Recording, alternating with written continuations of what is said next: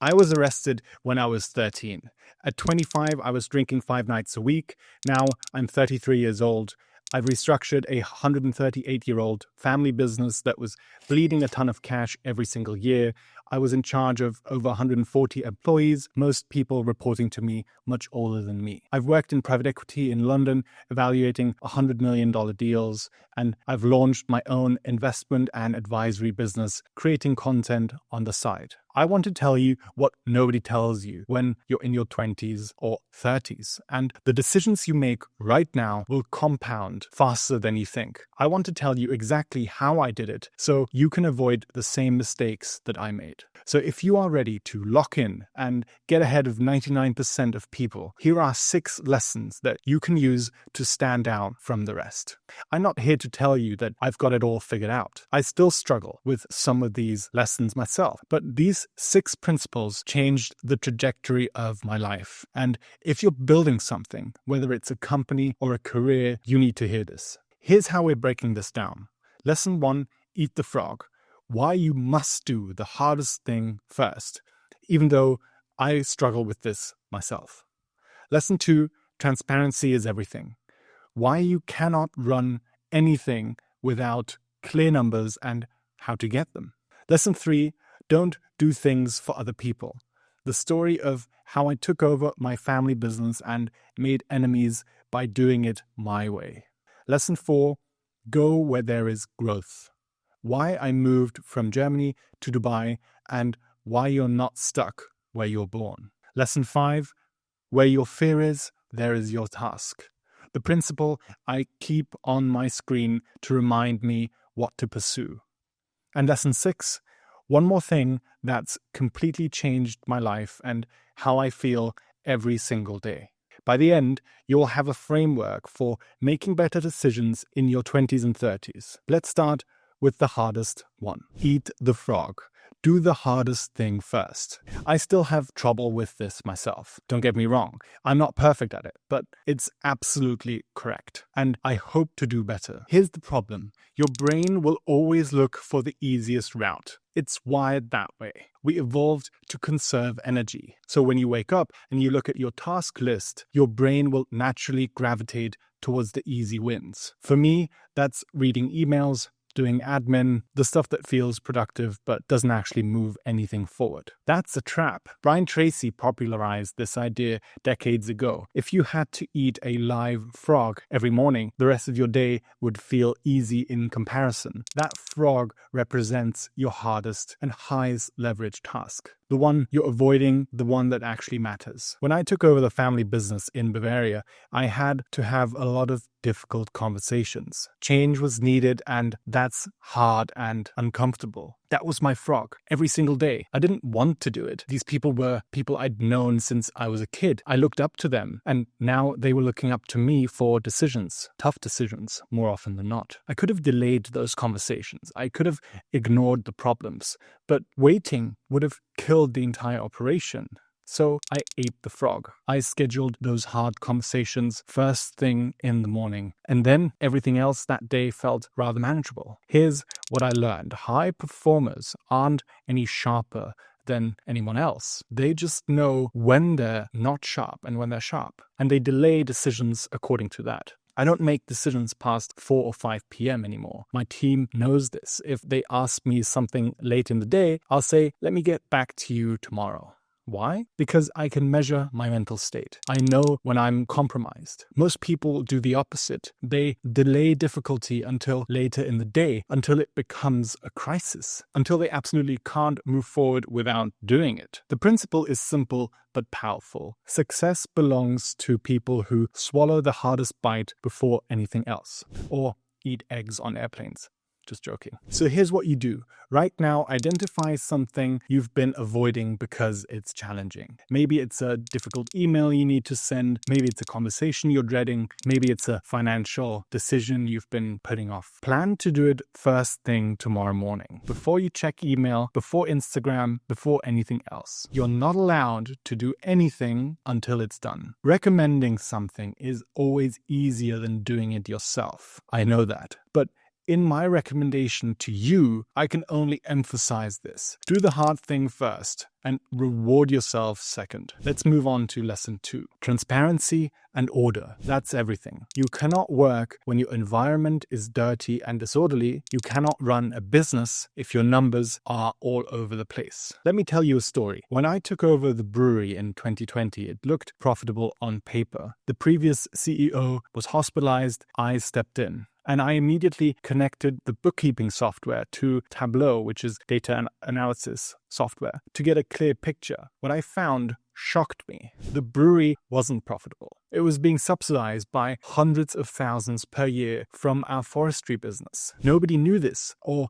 maybe they did and they didn't want to admit it. But the cash flow reality was hidden in messy, disconnected systems. I built a CEO dashboard, real-time P&L, transparency, and I implemented zero-based budgeting. Every cost had to be justified from scratch. What happened? We identified cost inefficiencies everywhere. Complementary use of assets, below-market rental rates on properties, uncontrolled firewood sales, hunting activities that destroyed value. Within 18 months, we pivoted from break-even to generating a profit for the very first time in years. Not through growth, just through clarity. Here's the principle. To understand something fully, you need to be able to pull it apart and put it back together. I learned this in private equity early on. When you're evaluating a $100 million business, you don't trust the seller's numbers. You have to build your own model from scratch. You test every assumption, you map every cash flow. And the same applies to your own business. If you can't explain exactly where your money comes from and where it goes, you don't understand your business. I see this all the time with founders. They're brilliant technical people. They've built incredible products, but they can't tell you their unit economics. They don't know their burn rate. They haven't built a 13-week rolling cash flow forecast. That's dangerous. Implementing a CEO dashboard doesn't require an MBA. It requires honesty. You need to stop hiding from the numbers and start looking at them every single day. There were times when I personally reviewed every single invoice before paying it. I knew that not paying was not an option, but I had to know what came in through the door. When I work out, I keep track of how much I bench. When I quit alcohol, I tracked every craving. When I restructured the brewery, I reviewed financials every morning. You cannot manage what you cannot measure. So here's what you need to do. If you're running a business, build a simple dashboard. Revenue, cost, cash position. Updated,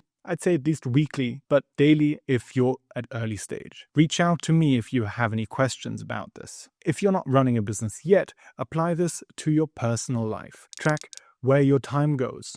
Track where your money goes. You'd be shocked how much clarity this creates. Transparency isn't just about numbers. It's about reality, and you can't improve reality if you're avoiding it. Let's talk about lesson 3. Don't do things just because other people want you to do them. This is hard, especially when those people are family. In 2020, I took over the family business. Brewery, forestry, agriculture, real estate, multiple businesses with 140 employees. There was enormous pressure to preserve things exactly as they were. This is how we've always done it. Your great-grandfather built this. You can't change tradition. These are the voices, and I ignored all of them. The brewery was founded in 1886. It had history, it had heritage, emotion, but it also had a lot of debts and was losing money every single month. I could have tried to save it for sentimental reasons. I could have held on to it for old time's sake, but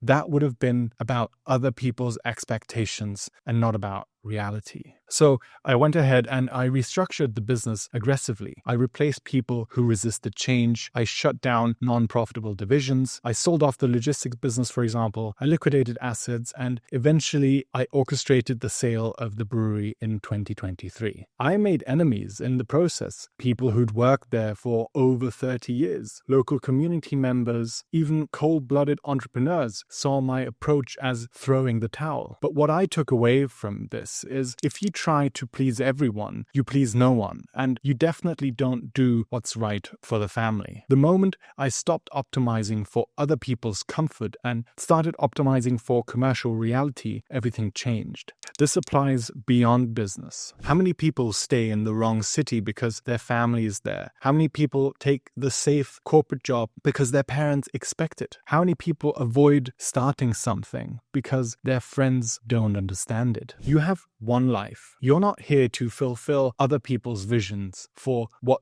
you should be doing. Now, I'm not saying ignore all advice. I'm not saying be reckless. I'm saying make decisions based on what's right, not on what's comfortable for other people. When I decided to move from Germany to Dubai, people questioned it. Why would you leave? Germany is stable. Your family's here. Your business is here. They were right, but they were also thinking about their own frameworks, not mine. When I looked at Germany, I saw bureaucracy, I saw a deteriorating environment for entrepreneurs, I saw a mentality that punishes risk-taking, that is full of envy. And when I looked at Dubai, I saw growth, I saw infrastructure, I saw a system designed to attract people like me. So I moved, not because it made sense to everyone else, but because it made sense to me. The lesson is this: you will always face resistance when you do something different. That resistance doesn't mean you're wrong. It means you're pushing against the status quo. If you want to build something meaningful, you have to be willing to go your own path, even when people resist, even when it makes you uncomfortable. Which brings me to lesson 4. Go where there is growth. You choose your own path. You don't have to be stuck in the place that you were born. This sounds obvious, but most people never internalize it. I grew up in a small village in Bavaria. Beautiful countryside, beautiful nature, great education system, but as an entrepreneur in my early 30s, I kept running into the same walls. I tried launching new projects in the family business, but the bureaucracy was suffocating. Every idea required permits, approvals, environmental reviews. Nothing moved quickly, and the mentality around me was risk averse. People weren't building. They were protecting what already existed. I finished the restructuring. I took care of what needed to be taken care of. And then I asked myself a simple question: where is the music playing? When I looked at Europe, I heard very little. Maybe Switzerland, great place, beautiful mountains, good productivity, but still very conservative, still very slow. Then I looked at the Middle East, at Latin America, at Southeast Asia, and I heard something completely different. So I moved to Dubai in late 2024. It wasn't a reckless decision. I spent time in different neighborhoods around the city figuring things out. I evaluated the infrastructure, tested the business environment, met lots of people, and what I found was exactly what I was looking for. A city designed for people who are building something. Low taxes, that helps of course, a connected airport, world-class infrastructure, and a concentration of ambitious people from around the world. Here's the principle: seek opportunity. You are in charge. Take control of the things you have control over. You can't control your government's policies. You can't control your local business environment, but you can control where you choose to operate. Look, I acknowledge my privilege, and I understand not everyone can just pack up and move internationally. Family commitments, financial constraints, visa requirements, those are real things. But the deeper principle still applies. Go where there is growth. If you're in a dying industry, don't try to save it. Move to a growing one. If you're in a stagnant company, don't wait for it to change. Find a company that's scaling. If you're in a city with no opportunity, start exploring other options. I'm not saying run away from every challenge. I'm saying be intentional about where you invest your time and energy. Those are the most valuable resources. The best opportunities come from being in the right place at the right time. You can't control time necessarily, but you can absolutely control place. When I was working in private equity in London, I learned this principle watching deals. This was before Brexit, by the way. Good times. The best investments weren't always the best companies. They were good companies in the right markets at the right time. The same applies to your career. You could be the most talented person in your field, but if you're operating in a declining market with the wrong mentality around you, you will struggle. Put yourself in environments where growth is the default, where people are building, where the system is designed to support what you're trying to do. That might mean moving cities. It might mean changing industries. It might just mean changing who you spend time with, but you make the choice deliberately. Don't accept your current environment as permanent. This brings me to lesson 5. Where your fear is, there is your task. I have this written on a note on my screen, right where I can see it every single day. It reminds me to go after the things that I'm avoiding. It's not easy. Fear is information. It tells you where you have room to grow. Most people run away from discomfort. They optimize for what feels safe. The things you resist doing are always the things that will unlock your biggest growth. When I started this YouTube channel in April 2024, I was terrified. I'm not a natural presenter. My friends are much better storytellers. I overthink. I make long pauses between sentences that for some people is awkward. You can go back and watch my early videos. They're rough, but I knew I needed to do it, not just for the channel, but because it forced me to develop a new skill, one that I didn't have: public communication, thinking on camera, editing, production. I could have waited until it felt ready, but that's the trap. You never actually feel ready. I've done deals I've been terrified of. I've signed contracts that made me sweat. I've had conversations where I blanked out mid-sentence, but I took the fear with me. I just put it in my pocket. I know it's there, like a little companion. The thing I learned is that fear is a mile wide, but only an inch deep. You can carry it into the meeting, onto the stage, into the call, and then your body catches up. Your nervous system adapts and you settle in. And in that moment, when you're still scared, but doing it anyway, you build the muscle. This applies to everything. Firing someone, delivering bad news to investors, launching a product you're not sure will work, having a difficult conversation with your co-founder. Your intuition is ahead of you. You often need to catch up and come up with things to justify your first thought. I learned this in private equity. The first time you seriously think about firing someone, that's when you should do it. Waiting is always more costly than acting. The same principle applies to decisions you're avoiding in your own life. Is there a conversation you've been putting off? A project you're scared to start? A decision you know you need to make but keep delaying? That's exactly where you should focus. Make a list right now. What are you avoiding because it makes you feel uncomfortable? What's your roadmap? I'm not saying be reckless. I'm saying recognize that discomfort is a signal. It's pointing you towards growth. Which brings me to the final lesson of this video. The single best decision I made in my 30s so far was quitting alcohol. I stopped drinking about 2 years ago on the 1st of January 2024, and the clarity it's given me is unmatched. Look, I'm not some Puritan. I have a small glass when the wine is truly exceptional. But that maybe happens like every 3 or 6 months. Really, really rare. And only for the taste. Not to get drunk, not to socialize, not for the buzz. Otherwise, I make no exceptions. Look, what I learned may make you feel uncomfortable. But when I was drinking regularly, I didn't realize how much it was weighing me down. I thought I was fine. I was running my businesses, I was making decisions and getting things done. But there was a fog I didn't even know was there. January and February after I quit were easy. It was like doing dry January. I had done that before. No events, no temptation, and I was testing whether I could do it. But then March and April hit, and that's where the cravings came. That's when I realized how much I'd been relying on alcohol to be social, to relax, to feel comfortable in rooms with other people. And that feeling, that sense of that I needed a drink to spend time with people, I hated that. So I powered through. I wanted to see how long I could do it. One thing I did was I changed up the people that I spent time with. But the biggest cravings didn't come from being at parties. They came from thinking about cocktail recipes. Funnily enough, my friends would ask me to mix drinks when they were hosting. I'm known to be a good mixologist. So when I was thinking about these recipe combinations, that's when the cravings hit the hardest. It took about 10 months for those intense cravings to fade. That's longer than I expected. But by May, something incredible happened. The fog in my brain lifted. I started thinking more clearly. I got my Sundays back. Before, Sundays were recovering from a Saturday night. Now I was going for runs, working, and actually being productive. The mental clarity is the real benefit. I'm dialed into focus in a way that I was never before. When I'm making decisions about investments,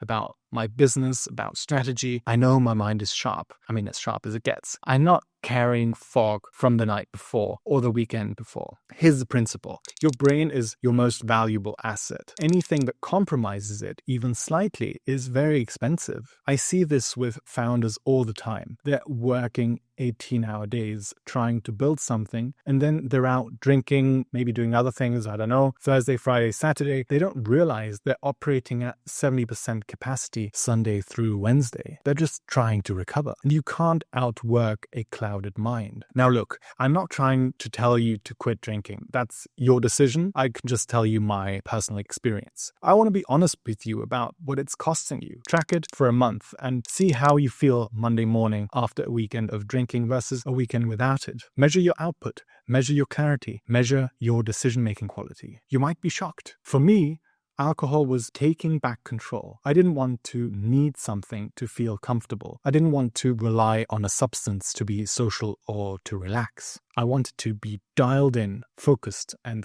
clear. And that's exactly what happened. So here's the question. What's the one thing you know is holding you back, but you're not willing to admit it yet? Maybe it's alcohol, maybe it's something else, but you know what it is. Which brings me back where we started. 6 lessons: eat the frog, build transparency, don't do things for other people, go where there is growth, face your fear, and quit alcohol. I'm 33. I still struggle with some of these. Recommending something is always easier than doing it yourself. But these principles changed the trajectory of my life. If you're in your 20s or 30s, you're at a critical point. The decisions you make now compound faster than you think. Now, these changes require a lot of confidence to take back control over your life and steer into the direction that you want. I'm here to help CEOs, entrepreneurs, and founders, so make sure to subscribe to my channel and watch this video to get dangerously confident.